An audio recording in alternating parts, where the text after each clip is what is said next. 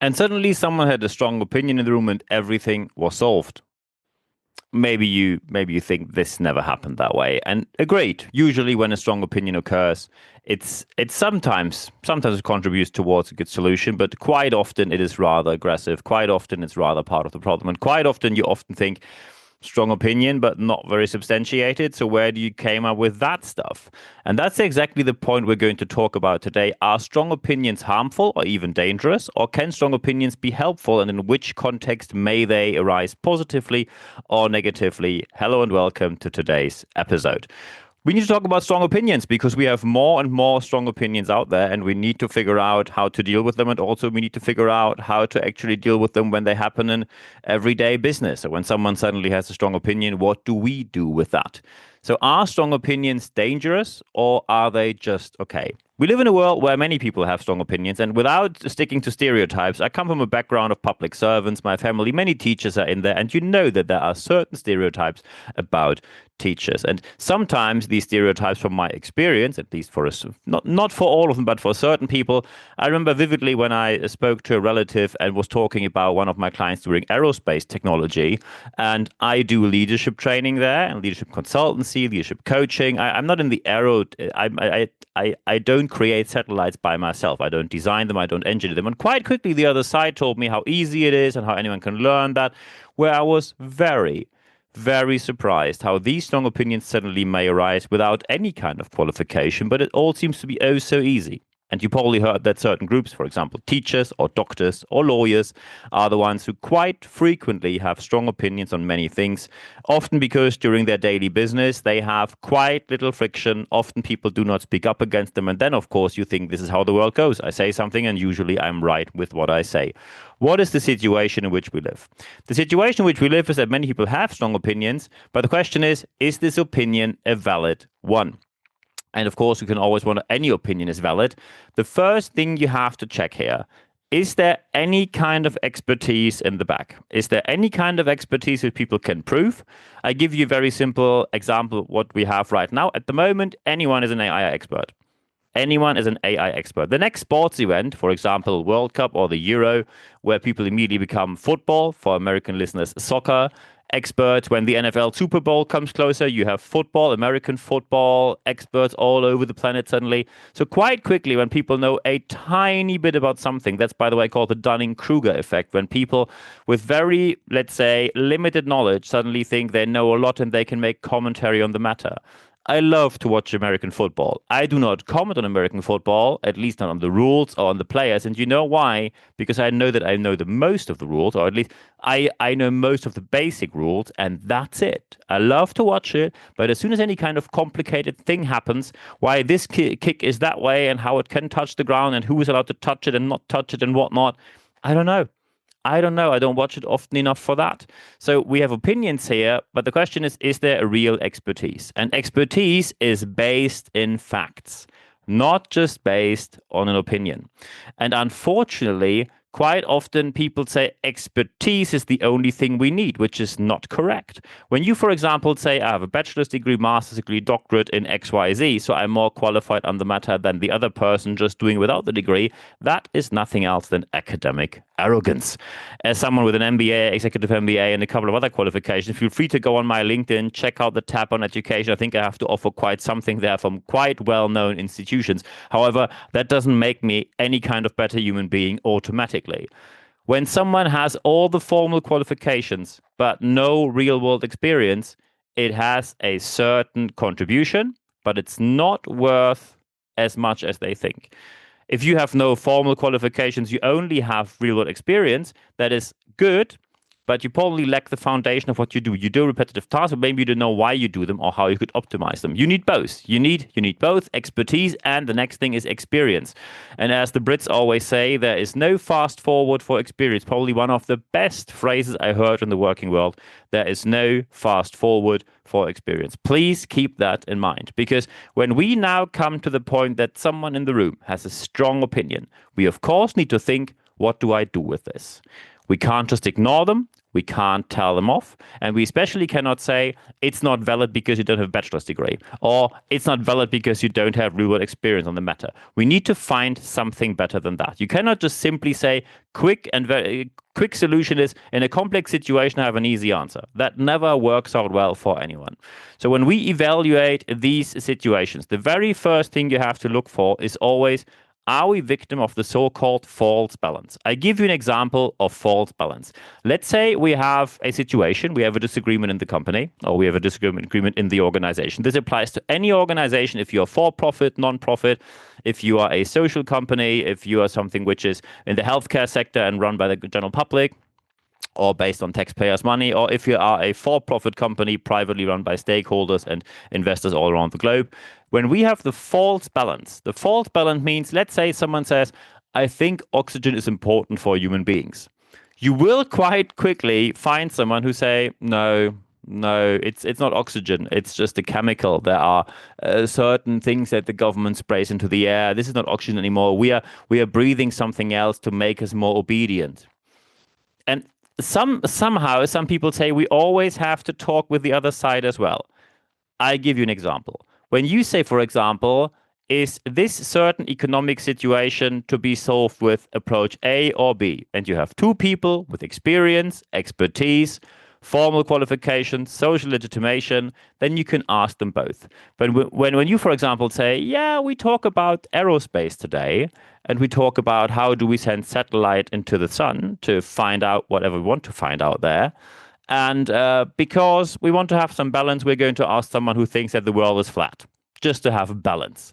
Balance does not mean that anyone who's talking loud and emerges from some sort of social media bubble suddenly becomes a valid commentator on the matter. False balance means that you think just because someone is a polar opposite to what you said, they need to be heard. When someone, for example, says, yeah, we need people who do the work in this country. So I still think we shouldn't have foreigners here because foreigners are bad. Foreigners are all criminals. That's just racist. So you can't say, hey, let's have these pro-immigration expert, and on the other side, let's invite a couple of racists to have balance. That would be the equivalent to saying you have some people from the unions who think we need stronger work contracts, more safety and security for society, and we need higher wages. And to have some balance, on the other side, we're going to invite some slaveholders because the slaveholders have amazing profit margins and they are doing really well. Let's welcome Mr. and Mrs. Slaveholder. This is not what we do. So when you just think anyone with a different opinion is automatically someone to be listened to, you fell for one thing that we have very present at the moment, and that is the attitude to be heard. People think they do not have a right to opinion, which, by the way, they have. You can have another opinion than the CEO in your organization, and you can have that opinion. You can state it anywhere you like. However, right to opinion does not mean right to a platform. People think, and they put on certain people put even on social media, they say no one makes me speak up, no one allows me to say something, nothing is allowed anymore to say. And what they want to say is just some ravaging nonsense about just the polar opposite of what common sense is. The attitude to be heard is people think they have a right to access primetime TV talk shows, or that they need to sit across the table with board level members in an organization just because they have a polar opposite opinion. And that, of course, is absolute nonsense. We need to be aware that the attitude to be heard is something which does not automatically mean your right to an opinion is not a right to get access to platforms. You have a right to your opinion, and your opinion should be considered. For example, let's say one thing I frequently see, let's say you have a new logistics software which needs to be implemented in your different warehouses. And suddenly I see this round of decision makers, and I see board level members, and I see managers, and I see team leads. However, I do not see a single member of the warehouse of people who actually use this software at the end of the day. I do not see a single member who's handling packages and who says, I think this is a bit too vague, this is a bit too gray here, should be blue there, or red or yellow, letters should be larger or smaller. I think this window is completely overloaded with information, we should break it down. The people who use this software, of course, need to be included in the decision-making process. They need to be heard. Otherwise, you shouldn't be surprised that they don't accept the software and you have disruptions in your business. because in this case, they have a share, they have skin in the game. And that means your attitude to be heard means nothing else than feeling entitled to something while you have no skin in the game. You need to be sure that the attitude to be heard is nothing else than entitlement thinking. Just because someone has another opinion doesn't mean we invite them for some balance. Just because someone is loud with their opinion doesn't mean we need to make them heard on board level or decision maker level. People have the right to their opinion, but then we need to check for expertise and experience. And one question always needs to be carefully checked, and that is, do they have any backing for what they say? Just because you have a strong opinion doesn't mean that you're right. And by the way, just because you're offended by my opinion doesn't mean that I am wrong. So very important is that the backing needs to be factual. When you say the Earth is flat, you can bring proof, and when other people have better proof, for example, the Earth is not flat because the Earth is round. Well, it's not 100% round, of course, because when you look at mountains, that's not really round, is it? However, saying we have a flat Earth is just absolute embarrassing nonsense. And there is no backing that actually supports your point, except, oh, look at this picture, and this picture only shows a certain part of the sphere, and that is there is no curve. Because just recently, when Richard Branson was going up in space and they took a photo there, someone took one photo, which was a tiny, tiny bit of the area where he was flying. Oh, I don't see a curve there, so it's flat Earth. That's exactly how you sound when you say stuff like that. And by the way, when you still say, I am entitled to my opinion, I can say that the Earth is flat. Yes, of course, you can. It's not illegal. Yeah, you can say anything you like within certain boundaries. Hate speech, for example, puts boundaries there because when you say something, you might limit the freedom of others. When you say kill the foreigners, that's, of course, hate speech, and you go to jail for that, rightfully so. But in a very wide space, you can say whatever you want. However, the other side also has a right to that. When someone says, I think Earth is flat, any employer has the right to say, I think we don't employ you, and I think we terminate you here with your working contract. Of course, firing someone due to saying the Earth is flat doesn't really make sense, except when they, for example, work somewhere where it is important to understand that the world is not flat. So we see here the scientific backing needs to be given. You need to deliver the proof. When someone, for example, says, oh, here's my opinion, I'm not going to give you any evidence, you have to do your own research. That is the definition of nonsense, the definition of clueless talking.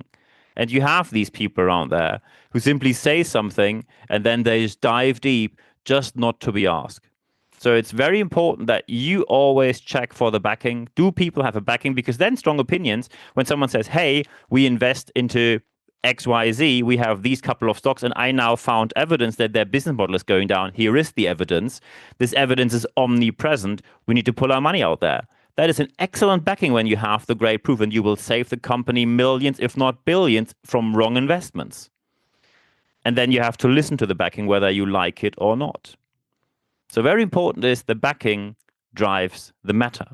And when we now say, how do we implement that in an organization? Step number one always is, can people factually prove what they say? And that is called scientific backing. And I know what's coming up now. Very quickly, people will say, oh, I don't have a bachelor's or master's degree. You don't have to.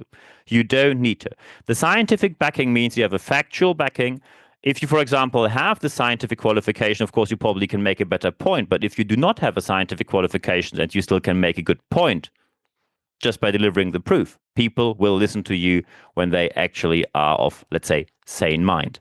When you say, hey, there's a risk for an accident in our working, in our warehouse, which is working very well, but here and here and here, we have hazards, we have issues, people will be injured, potentially be killed, and here's the evidence for that, then people will say, we do something about that. And if they don't, they will face the consequences from that. And we had these cases as well. Scientific backing means you are either formally legitimated, bachelor's degree, master's degree, doctorate, or socially legitimated by your experience, by the time you work in the organization, by what you know from real world experience. In best case, you have both. then people will most likely listen to you the most. Because what is the most important thing is that you have participation, skin in the game. When you know what you're talking about, you have the formal qualification and the social justification, so you are socially legitimized and formally legitimized, then people will listen to you the most. So work on that matter. Strong opinion from people who know what they are talking about is the decisive point. In the UK, we had a couple of years ago a massive strike of junior doctors. Their salary is still not where it should be, but it led to the fact that people simply said the salary is too low, no one can afford anymore to be a junior doctor, it's extremely hard to study medical sciences, so either you do something about our salary massively or we will simply quit and go somewhere else. And many people, including some people from my circle of friends, quit to be a junior doctor and went to free enterprise, mainly because of working circumstances and pay. So payment. Yeah. So here you see participation when people know what they're talking about because they do this job every day and they have the qualification by completing their studies to be a junior doctor, then you should talk with them because they know what they are talking about. Of course, there's also the government on the other side with budget, with money coming in, with issues with less taxation. Brexit didn't do the UK any favors, so less money coming in from there, harmed the economy, less tax income there as well. So we see both sides then need to sit down and talk about it. But just someone who says, look, I just Googled on the internet, this is the very quick solution, that never helped anyone. So when you now bring it down to what is it that we can just stick to? Is there some kind of formula? Yes, there is an orientation. There are 3 to 4 words you need to take into consideration to look at a strong opinion and then say, is it something we can take into account?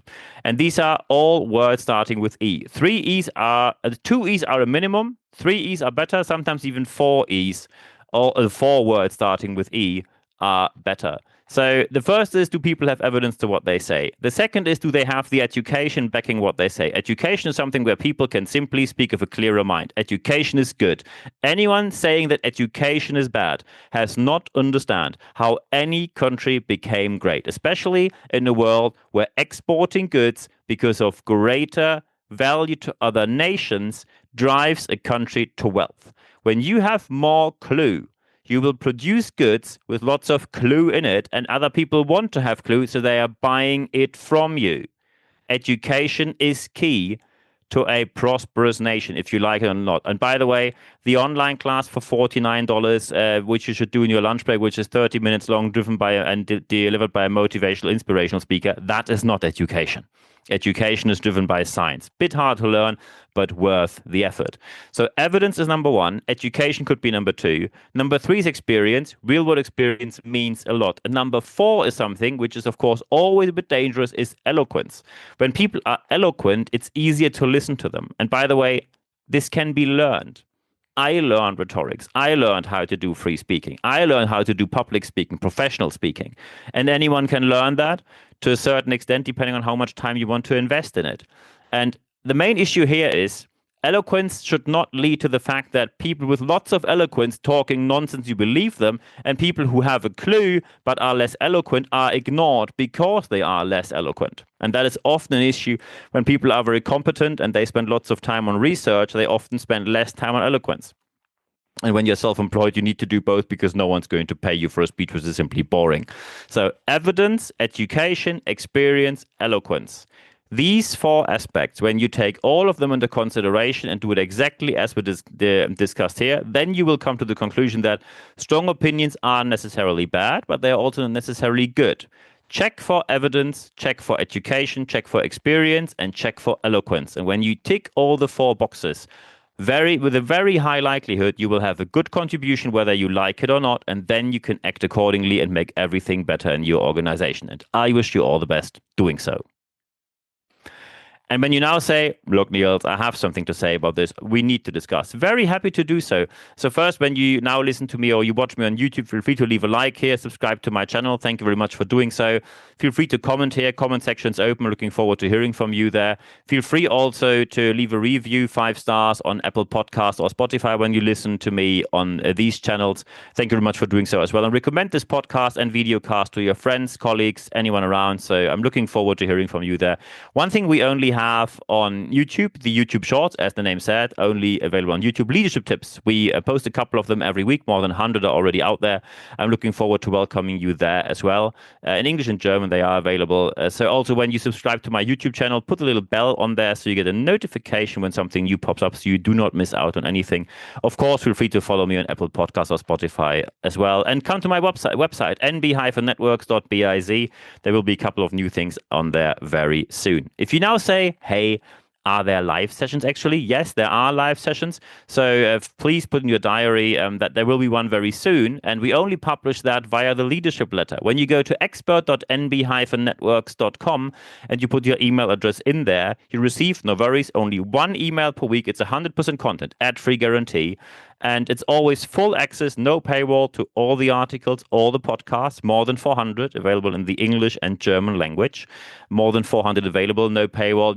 You may find other articles published from me on other platforms. They often have paywalls. Via the leadership letter, no paywall, all free access to all the articles, all the podcasts. I'm looking forward to welcoming you there. And also in the leadership letter is the date, the time, and the access link to get access to the live session. So I'm looking forward to seeing you there as well. And of course, feel free to follow me. So connect with me on LinkedIn. Don't do the follow thing. Connect with me properly. Follow me on Instagram. Like me on Facebook. And of course, you can subscribe to my YouTube channel, as I already said. However, the most important thing is always the last thing I say. Apply what you heard in this on this podcast, because only when you apply what you heard, you will see the positive aspects that you obviously want to see in your organization. I wish you all the best doing so. Feel free to contact me anytime, answering every single message within 24 hours or less. So I'm looking forward to hearing from you there. And at the end of this podcast, as well as the end of this video cast, there's only one thing left for me to say. Thank you very much for your time.